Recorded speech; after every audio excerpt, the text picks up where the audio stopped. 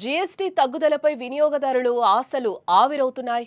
పాత స్టాక్ను పాత ధరలకే అమ్ముతున్నాయి దుకాణాలు.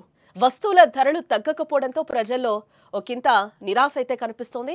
ప్రభుత్వానికి ఫిర్యాదు చేసేందుకు కొత్త టోల్ ఫ్రీ నెంబర్లు కూడా ఇస్తున్నారు.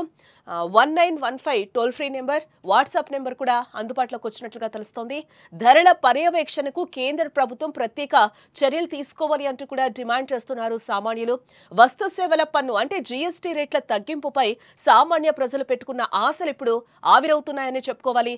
తగ్గాల్సిన ధరలు తగ్గకపోగా మార్కెట్లో ఇంకా పాత ధరలకే వస్తువులను అమ్ముతున్నారన్న వార్తలు ఎక్కువగా వినిపిస్తున్నాయి. ముఖ్యంగా నిత్యావసరాలు, ఎలక్ట్రానిక్స్ వంటి వాటిపై ధరలు తగ్గుతాయని అందరూ భావించారు. బట్ వాస్తవ పరిస్థితి చూస్తే అందుకు భిన్నంగా ఉందని చెప్పుకోవాలి. దేశవ్యాప్తంగా చూస్తే సూపర్ మార్కెట్స్ అలాగే రీటైల్ షాపులు పాత స్టాక్ ను పాత రేట్లకే అమ్ముతూ కూడా వినియోగదారులకు షాక్లు ఇస్తున్నాయి.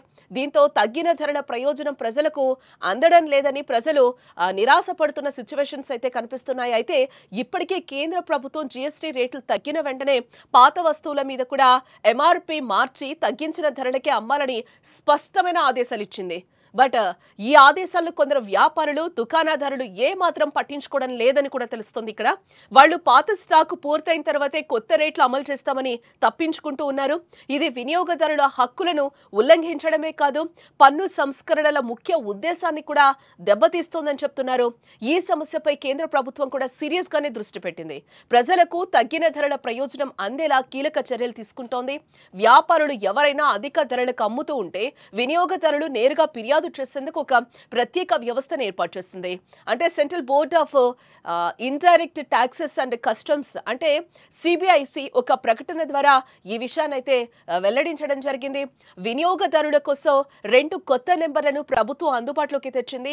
ఒకటి 1915 అనే టోల్ ఫ్రీ నెంబర్, మరొకటి వాట్సాప్ నెంబర్. మనం చూస్తే 8800019115 అనే ఒక వాట్సాప్ నెంబర్ అయితే ఇవ్వడం జరిగింది.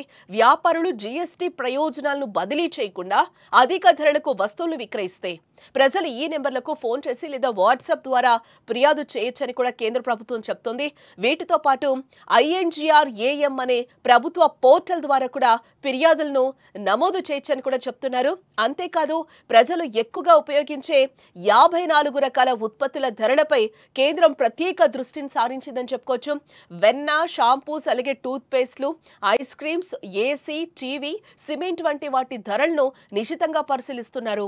ప్రతి నెల వాటి ధరల మార్పులపై నివేదిక సమర్పించాలని జీఎస్టీ అధికారులకు కేంద్ర ఆర్థిక శాఖ ఆదేశాలను ఇవ్వడం జరిగింది.